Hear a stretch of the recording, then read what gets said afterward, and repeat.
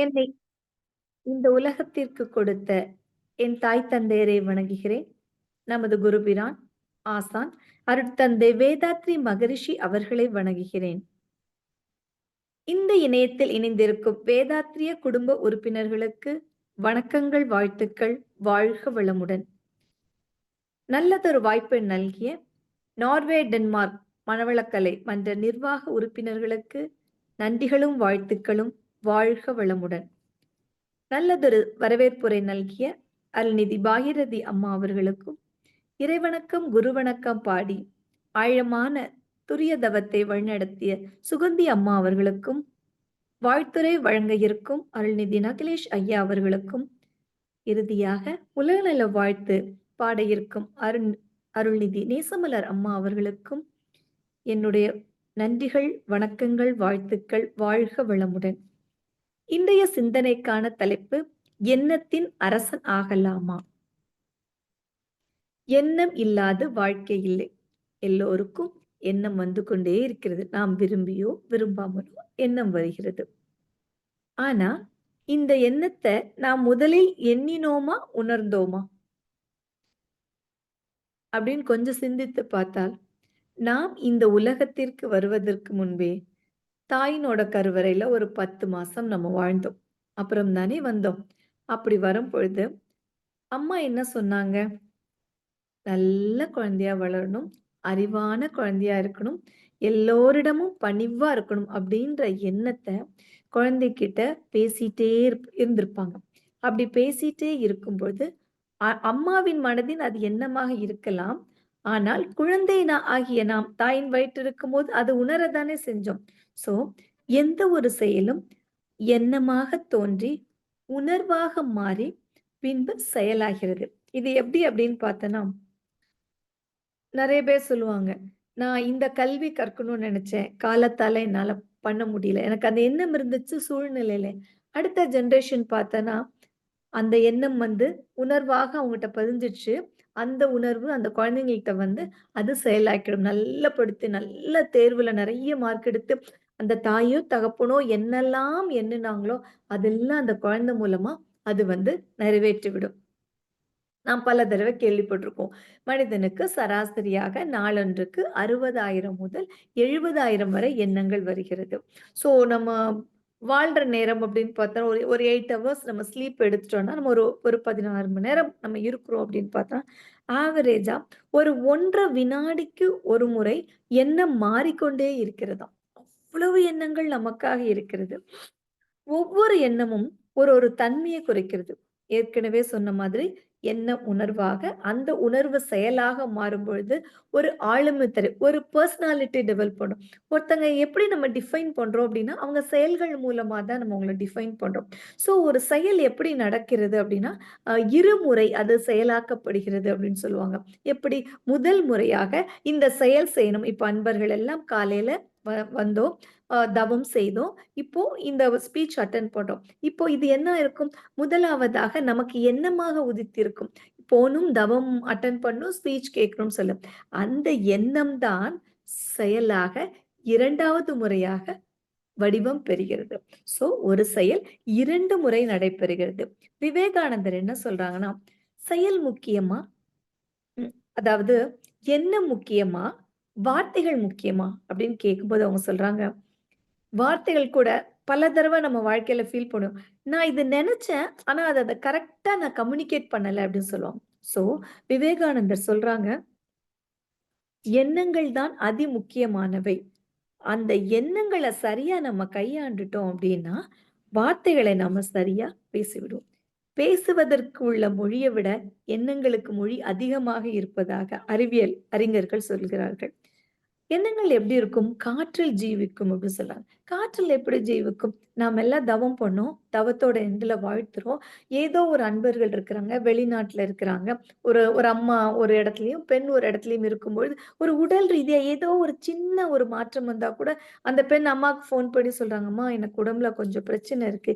நீங்க வாழ்த்துங்க" அப்படின்னு சொல்றாங்க. அப்போ அந்த அம்மா வந்து தவம் செய்து வாழ்த்தும் பொழுது, அந்த வாழ்த்தலை அவங்கள ரீச் பண்ணுதுல, அப்போ அது எது மூலமா? அந்த எண்ணம் வந்து காற்றில் வாழும் தன்மையுடையதால், எங்கிருந்துனாலும் எண்ணங்களை நாம் எந்த ஒரு இடத்துக்கும் செலுத்த முடியும். இந்த எண்ணங்கள நம்ம எப்படிலாம் பொதுவா புரிஞ்சுக்கிட்டோம் அப்படின்னு சொன்னா, நேர்மறை எண்ணங்கள், எதிர்மறை எண்ணங்கள். சாதாரணமா நம்ம பேசுற விஷயம். எந்த எண்ணங்கள் அதிகமா இருக்கு நம்ம வாழ்க்கையில அப்படின்னு பார்த்தோம்னா, நம்ம நெனச்சுட்டு இருக்கோம் நான் ரொம்ப பாசிட்டிவ் பெர்சன். நான் நல்லதையே நினைப்பேன். நான் ரொம்ப பாசிட்டிவாவே பேசிட்டு இருப்பேன், நடந்துட்டு இருப்பேன், செயல்புரிவோம் அப்படின்னு சொல்றேன்.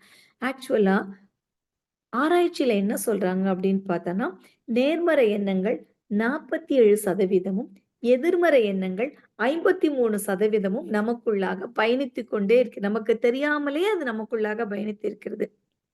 இதுக்கு என்ன காரணம் அப்படின்னு பார்த்தோன்னா, நேர்மறை எண்ணங்கள் எப்படி சாத்தியமாகும்? இந்த நிமிஷத்தில் வாழும்போது சாத்தியமாகும். எதிர்மறை எண்ணங்கள் எப்போ வந்துச்சு தெரியுமா? நம்ம பாஸ்ட்ட பத்தி யோசிக்கும்போது, நம்மளுடைய கடந்த காலத்த பத்தி எல்லாருக்கும் ஒரு பயிற்சி குடுக்கும். ஒரு 2 மணி நேரம் நீங்க கடந்த காலத்த பத்தி யோசிங்க அப்படின்னு சொன்னா, அதுல 1 1/2 மணி நேரம் என்ன யோசிக்கிறாங்கன்னா, அவங்க பாஸ்ட்ல நடந்த அவங்களுக்குள்ளாக நடந்த அந்த வலி தரும் சம்பவங்களை பாஸ்ட் ஸ்டியர் அப்படின்றாங்க. கண்ல கண்ணீர் வர சம்பவங்கள நினைக்கும் பொழுது, நாம் மீண்டும் அந்த எதிர்மறையான எண்ணங்களுக்கு பயணிக்கத் தொடங்கிறோம்.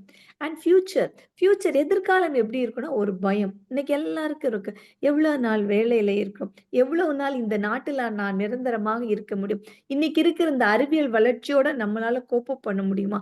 இன்றைக்கு இருக்கிற இந்த உடலால நம்மளால் வாழ முடியுமா? அப்படின்ற ஒரு பய உணர்வு வருகிறது.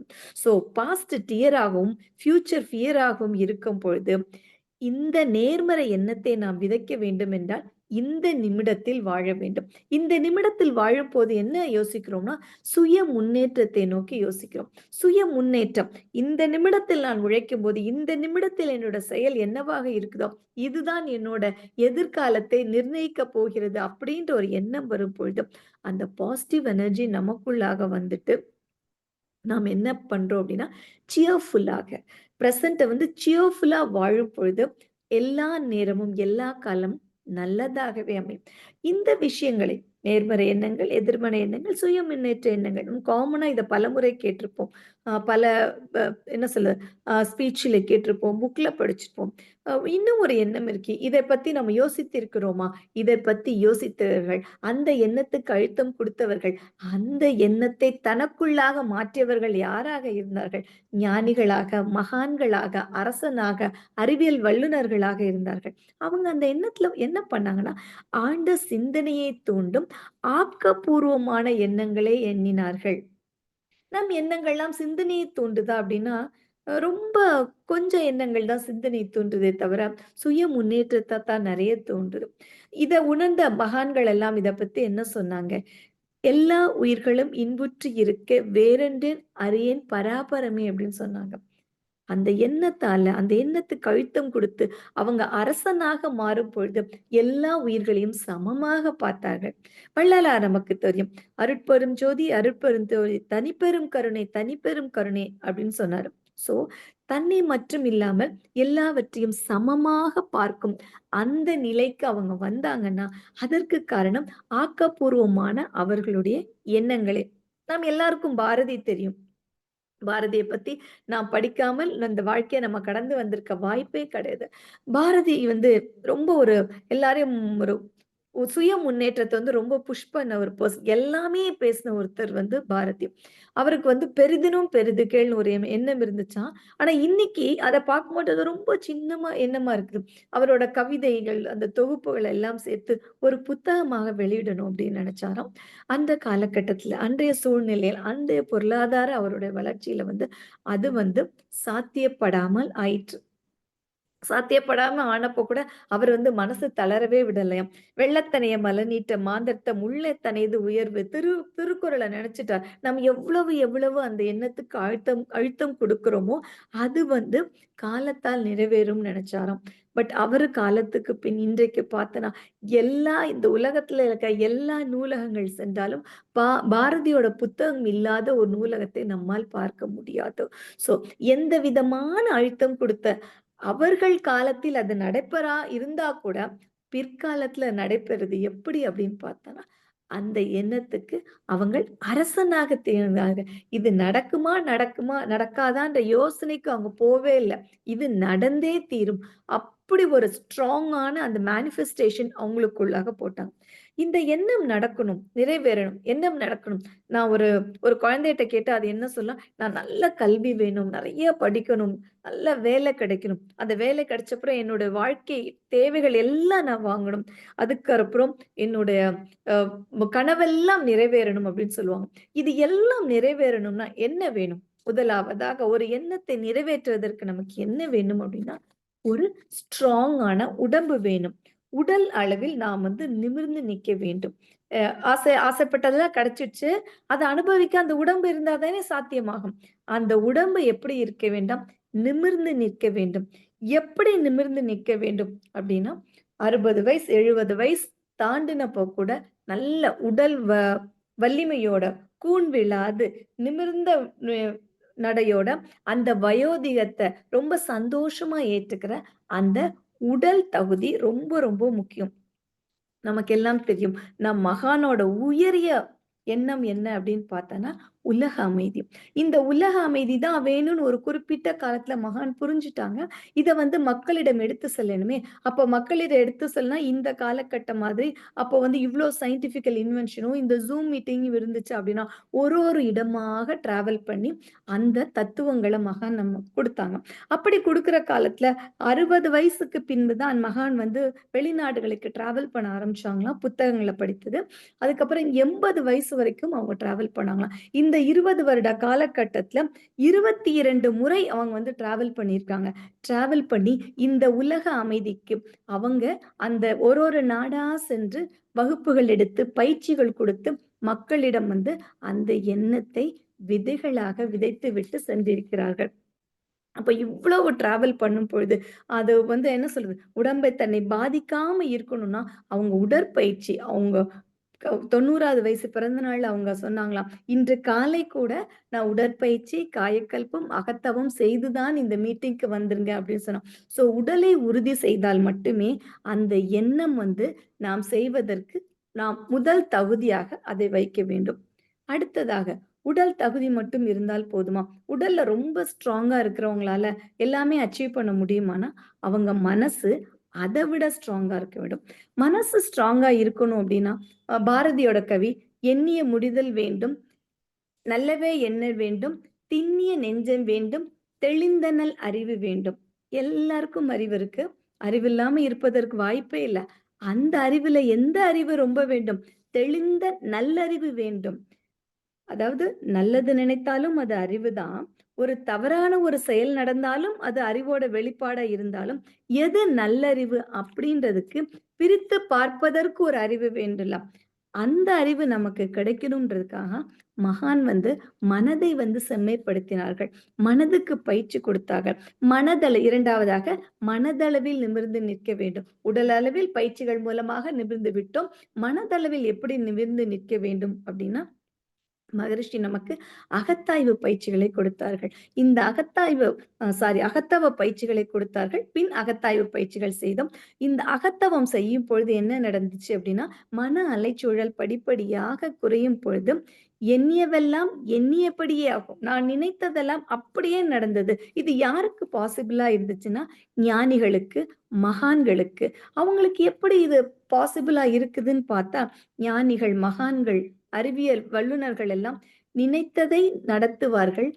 நட நல்லா நடக்கிற விஷயங்கள் மட்டுமே அவங்க நினைப்பார்கள் அப்படின்னு சொல்றாங்க. இது எப்படி சாத்தியமாகும் அப்படின்னா, அந்த எண்ணத்தில் உறுதியும், ஒழுங்கும் அடைந்திடில். எண்ணம் வந்து உறுதியா இருக்கணும். ஒழுக்கமாக இருக்கணும். இந்த ஒழுக்கம் அப்படின்றதுக்கு மகான் கொடுத்திருக்க டெஃபினிஷன் என்ன பார்த்தா, தனக்கோ, பிறருக்கோ, தற்காலத்திலோ, பிற்காலத்திலோ உடலுக்கும், உயிருக்கும் நன்மையே செய்ய வேண்டும். அந்த ஒரு எண்ணத்தை நாம் எண்ணும் பொழுது, அந்த எண்ணத்தில உறுதியும் இருக்கும் பொழுது, அந்த எண்ணம் நடைவதற்கான அனைத்து சாத்தியக்கூறுகளும் இந்த இயற்கை நமக்கு அமைத்து கொடுத்துவிடும். மகானுக்கு வந்து எவ்வளவோ பிரச்சனைகள் வந்தது. அவங்க தவம் பண்ணிட்டு இருக்கும்போது வீட்ல உள்ள கூரையெல்லாம் பிச்சு போச்சு. அப்ப கூட மகான் வந்து விடவே இல்ல. எவ்ளோ பொருளாதார மாற்றங்கள அவங்க சந்தித்த பொழுதும், அவங்க நினைத்த ஒரே ஒரு விஷயம், இந்த உலக அமைதி பெற வேண்டும். இந்த உலக அமைதி பெற வேண்டும்னா என்ன பண்ணலாம்? மக்களை வந்து ஆன்மீக ரீதியா வந்து உயர்த்தி விடணும். இந்த ஆன்மீக ரீதியா உயர்த்தும் பொழுது சாதாரண மனிதர்களுக்கும், ஆன்மீகத்தில் உயர்ந்து இருக்க மனிதர்களுக்கு என்ன வேறுபாடு? எல்லாருக்கும் பிரச்சனை இருக்கு. எல்லாருக்கும் பிரச்சனைகள், எல்லாருக்கும் குழப்பங்கள் இருக்கதான் செய்யும். அந்த சூழ்நிலை எவ்வளவு அழுத்தினா கூட, அவங்க என்ன பண்ணுவாங்க? அந்த எண்ணத்திலிருந்து ஏற்றத்தாழ்வுகள் எவ்வளவு நடந்தாலும், எவ்வளவு கஷ்ட நஷ்டங்களை அவங்களால் கடந்து வந்துவிட முடியும். இது எப்படி சாத்தியமாகும்? மகானோட அந்த உலக அமைதி எப்படி சாத்தியமா? மகான் காலத்துல அது நடந்துச்சா அப்படின்னா, நடக்கிறதுக்கான வாய்ப்பு முடியல அவர் காலத்துல. பட் அவங்க என்ன பண்ணாங்க? அந்த எண்ணத்த நமக்குள்ளாக விதைத்தார்கள். விதைக்கும் பொழுது என்னாச்சு? ஒரு நெல்மணி தான் நம்ம விதைக்கிறோம். ஆனா, அது எவ்வளவு நெல்மணிகளாக நமக்கு கிடைத்தது அப்படித்தானே? நெல் விதைக்கும் போது வயல்ல இருக்கிற அனுபவத்த கேட்டா, கொஞ்சம் தான் போட்டோம். பட் அது வியாபிச்சிடுச்சு அப்படிம்பாங்க. அதுபோல மகான் உலக அமைதி அப்படின்ற ஒரு நெல்ல விதைச்சிட்டு போயிட்டாங்க. அதை பல மணிகளாக நாம் எல்லாரும் இந்த உலகத்துல இருக்கிறோம் அப்படித்தானே? நம்முடைய விஷயம் என்ன? இந்த எண்ணத்தை சரியாக ஆராய்ந்து, மகான் எப்படி அதுக்கு அழுத்தம் குடுத்தாங்களோ, அதே மாதிரி அந்த எண்ணத்துக்கு அழுத்தம் கொடுக்கும் பொழுது, பாரதி கண்ட கனவு எப்படி சாத்தியமாச்சோ, அதுபோல மகானோட கனவும் கூடிய விரைவில் சாத்தியமாகும். அதற்கு அந்த நெல் மணிகளாக நாம் இருக்கிறோம். முழுவதுமாக எல்லாராலயும் வேதாத்திரியம் பண்ண முடியுமா? சர்வீஸ் பண்ண முடியுமா? அப்படின்னா, அது இன்றைய காலகட்டத்தில் ரொம்ப வாய்ப்புகள் கம்மி. அவங்கவங்க வாழ்வியல் தேவையில் இருக்கு. அப்ப நாம் என்ன பண்ணலாம்? நம் உடலை நலமாக வைத்துக் கொள்ளலாம். மனதை நலமாக வைத்துக்கொண்டு, நம்முடைய வாழ்வியல் தேவை, நம்முடைய சுய முன்னேற்றத்துல நம்ம கண்டிப்பா ஃபோக்கஸ் பண்ணி, அது எப்படி டிராவல் பண்ணிட்டு இருக்குமோ, சைமல்டேனியஸா எப்படி தண்டவாளம் 2 விதமா இருந்தாலும் சேரும் இடம் ஒன்றாக இருக்கு. அதுபோல இன்னொரு விதமாக நாம் இந்த வேதாத்திரிய சிந்தனைகளை நினைக்கணும், அதை செயல்படுத்தணும். பயிற்சிகளை நம்ம முறையாக செய்யணும். அந்த பயிற்சிகளை நாம் முறையாக செய்யும் பொழுது என்ன புரியுது? அகத்தவம் செய்யும் பொழுது நமக்குள்ளாக என்ன தோணுது? வெளியிலேருந்து கத்துட்டு இருந்தோம் டியூஷன். ஐம்புலன்கள் மூலமாக இந்த உலகத்துல உள்ள எல்லாத்தையும் நம்ம அனுபவிச்சுட்டு இருந்தோம். ஆனா அகத்தவம் செய்யும் பொழுது இன்ட்யூஷனாக, டியூஷன்லிருந்து மாறி இன்ட்யூஷனாக மாறி நாம் சரியாக நினைக்கிறோமா? எத்தன அன்பர்கள் மேல் நமக்கு ஒரு கோபம் வந்திருக்கிறது, ஒரு வெறுப்பு வந்திருக்கிறது, அவர்களை பற்றிய கவலை வந்திருக்கிறது. அதையெல்லாம் இந்த பயிற்சிகள் மாறுகிறது. அகத்தவம் செய்றோம். அகத்தவம் செய்வதற்கு அடுத்தபடியாக மகான் நமக்கு அகத்தாய்வு பயிற்சிகள் குடுத்திருக்கிறாங்க. அகத்தாய்வு பயிற்சிகள மகான் எண்ணம் ஆராய்தல் முதல் முதலாக குடுத்திருக்கிறாங்க அப்படின்னு நம்ம என்னைக்காவது யோசிச்சோமா? மகான் சொல்லுவாங்களாம், எண்ணத்தை மட்டும் ஒருத்தங்க சரி பண்ணிட்டா போதும். அடுத்து வர எல்லாம் தன்னால சரியாகும் அப்படின்னு சொல்றாங்களாம். அதனால தான் இந்த எண்ணம் ஆராய்தல் பயிற்சிகள் நாம் செய்ய என்ன தோணும்? இந்த எண்ணம் எனக்கு தேவையா? இந்த எண்ணத்துக்கே நான் எண்ணத்தை சாட்சியா வச்சு நான் இத பண்றேன். இந்த எண்ணம் தேவையில்ல அப்படின்னு வரும்போது இன்ட்யூஷனா நம் மனமானது சொல்லிவிடும்.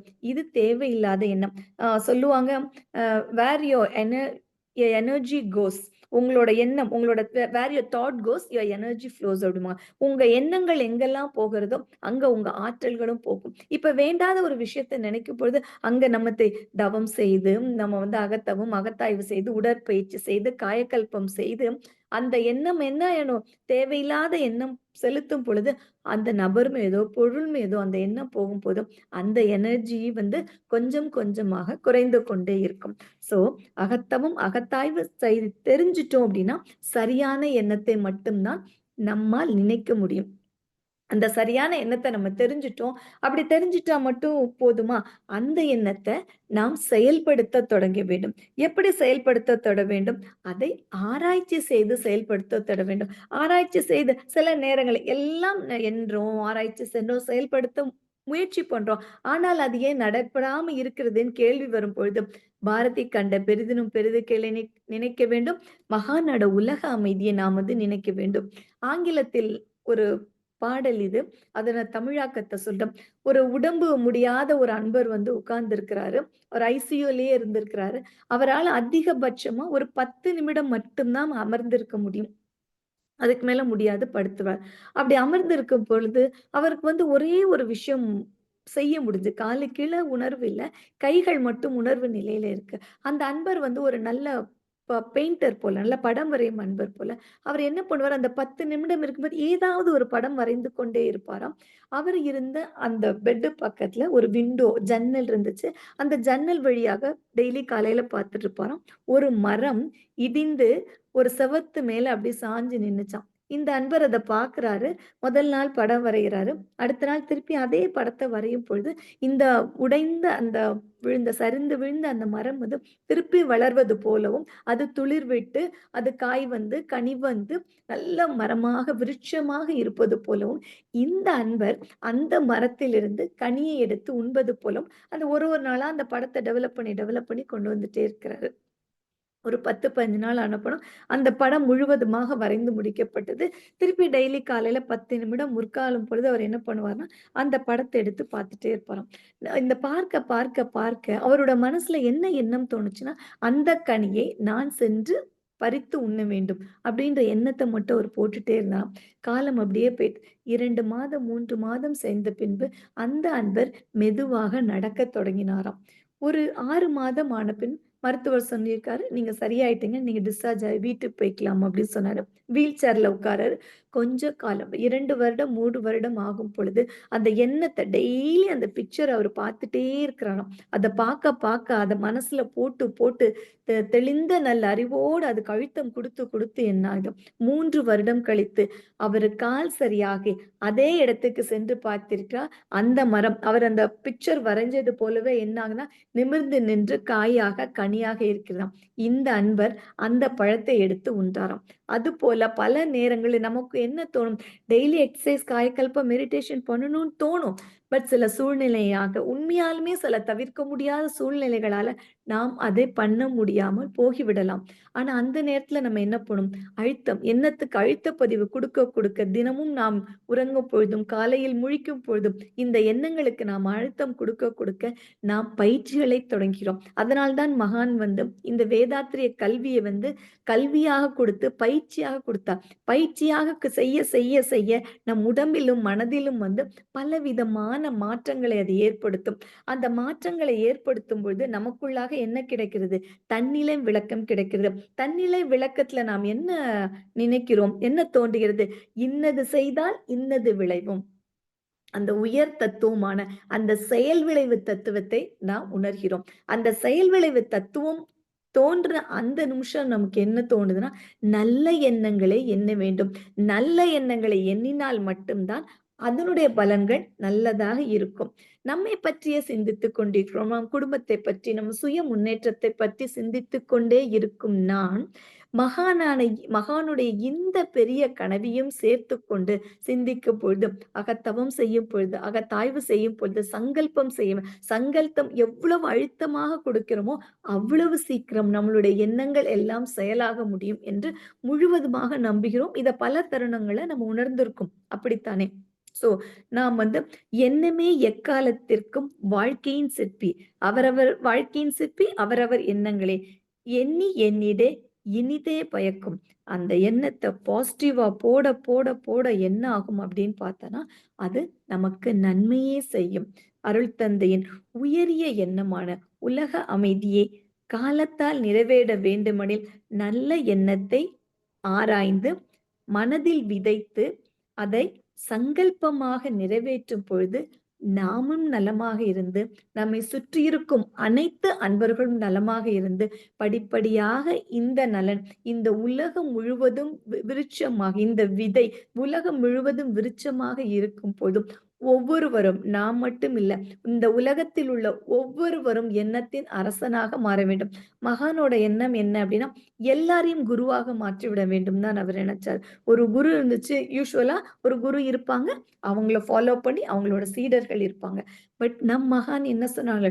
ஒவ்வொருவரும் குருமாராக மாற வேண்டும். அந்த ஒவ்வொருவரும் குருமாராக மாற வேண்டும் என்றால், அடிப்படையில் நாம் எண்ணம் சரியாக இருக்க வேண்டும். எண்ணத்துக்கு அரசனாகி விட்டால் போதும். எல்லாவற்றிற்குமே நாம் அரசனாகி விடும். எல்லாவற்றிற்கும் அரசனாகி விட்டா, இந்த உலகமே நம்மை அரசனாக கொண்டாடும் என்று கூறி, நல்லதொரு எண்ணத்தை நினைப்போம், விதைப்போம், விருட்சமாக வளர்ப்போம். மகானுடைய எண்ணத்திற்கு நம்மால் ஆன்ற சிறு தொண்டாற்றி மகிழ்வோம். தொண்டாற்றி இன்பம் காண்போம். நல்லதொரு வாய்ப்புக்கு நன்றி. அனைவருக்கும் நன்றி. வாழ்க வளமுடன்.